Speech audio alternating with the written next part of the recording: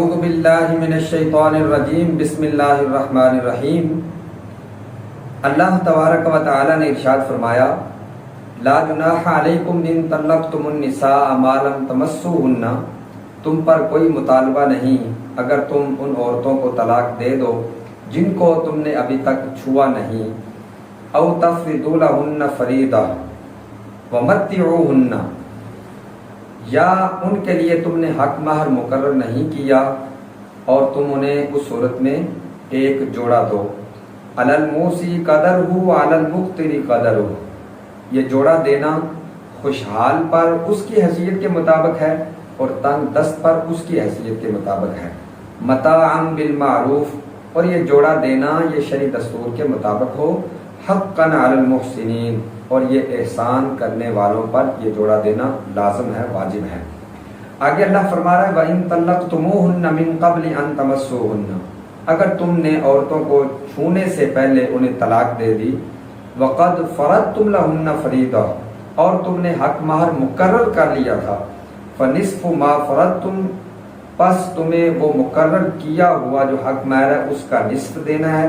الا ان یعفون، مگر یہ کہ عورتیں اپنی طرف سے معاف فرما دیں۔ او یعفو الذی بیدہ عقدۃ النکاح، یا مرد یعنی وہ جس کے ہاتھ میں نکاح کی گرہ ہے وہ کچھ زیادہ دے دے۔ وان تعفوا اقرب للتقوی، اور یہ کہ اس کا کچھ زیادہ دینا یہ تقوی کے زیادہ قریب ہے۔ ولا تنسبوا الفضل بینکم، اور یہ یاد رکھو کہ آپس میں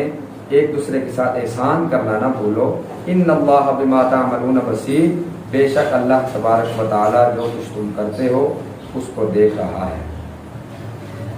سامعین و ناظرین، یہاں اللہ تبارک و تعالی بیسیکلی حق مہر کے مسائل یہاں بیان فرما رہا ہے کہ تم عورتوں کے قریب گئے ہو یا عورتوں کے قریب نہیں گئے، یہ دو قسمیں ہیں۔ یعنی عورتوں کے قریب جانے سے مراد یہ ہے کہ ان کے ساتھ مباشرت کرنا یا خلوت صحیحہ کرنا، اور یا اس کے قریب نہ گئے، تو یہ دو صورتیں ہیں۔ ان دونوں صورتوں میں سے پہلی صورت عورتوں کے اگر تم قریب نہیں گئے اور قریب جانے سے پہلے تم نے عورتوں کو طلاق دے دی تو حق مہر کی اب دو صورتیں بنتی ہیں۔ ایک تو یہ ہے کہ تم نے نکاح کے وقت حق مہر مقرر کیا تھا، اگر تم نے حق مہر نکاح کے وقت مقرر کیا تھا اور تم عورتوں کو چھونے سے پہلے تم نے عورتوں کو طلاق دے دی اور حق مہر مقرر کیا تھا، اس وقت تمہیں آدھا حق مہر دینا پڑے گا، لازمی ہے۔ اگر تم نے وہاں نکاح کے وقت حق مہر مقرر نہیں کیا تھا اور عورتوں کے قریب جانے سے پہلے تم نے طلاق دے دی، اس وقت حق مہر وہ آپ پر لازم نہیں، مردوں پر ضروری نہیں، تو اس وقت عورت کو ایک جوڑا دینا لازمی ہے جو 3 کپڑوں پر مشتمل ہوگا، ایک قمیض، ایک شلوار اور ایک بڑی چادر۔ اب یہ صورت کے عورتوں کے ساتھ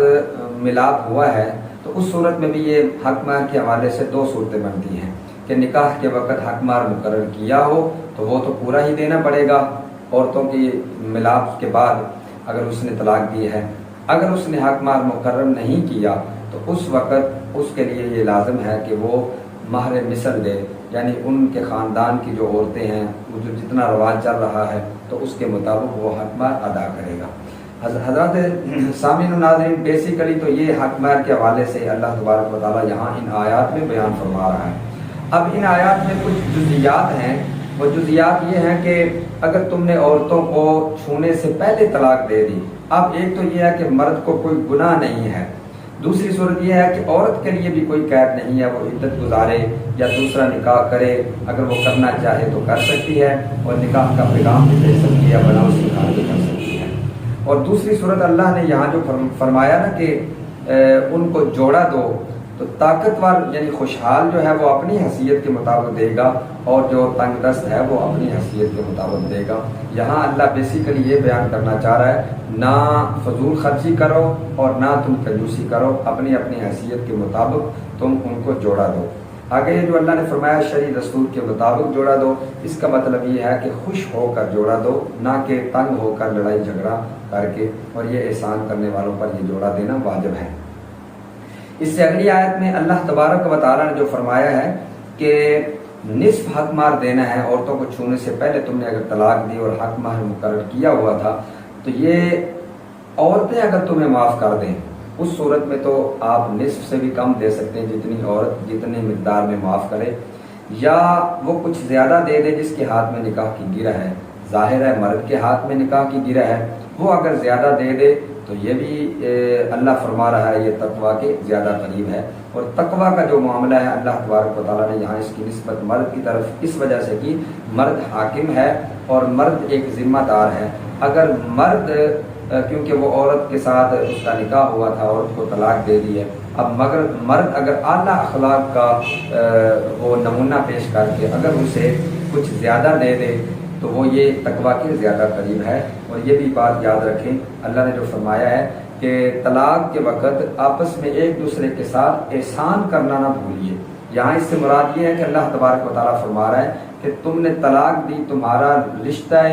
جو ازدواج ہے وہ تو ختم ہو گیا ہے، لیکن جو مسلمان ہونے کا رشتہ، جو مومن ہونے کا رشتہ وہ تو قائم ہے۔ تو اس حوالے سے نہ لڑائی جھگڑا کرو، نہ کوئی لوز ٹاکنگ کرو، ان کے ساتھ اچھے طریقے سے آپس سے جدا ہو جاؤ، اور نہ ہی ان کے خاندان کو برا کہو، نہ وہ تمہارے خاندان کو برا کہیں، کیونکہ تم حضور علیہ الصلوۃ والسلام کی امت ہو۔ اللہ کے نبی کا دین کہتا ہی یہی ہے، ایک دوسرے کے ساتھ احسان کرو۔ طلاق بے شک ہو گئی ہے، لیکن اچھے طریقے کے ساتھ اور احسان کے ساتھ ایک دوسرے کے ساتھ جدا ہو۔ بے شک اللہ تبارک و تعالیٰ وہ سب کچھ دیکھ رہا ہے جو تم کر رہے ہو۔ اللہ سے دعا ہے کہ اللہ تبارک و تعالیٰ ہمیں احکام شرعیہ پر عمل کرنے کی توفیق عطا فرمائے۔ وما علینا الا البلاغ المبین۔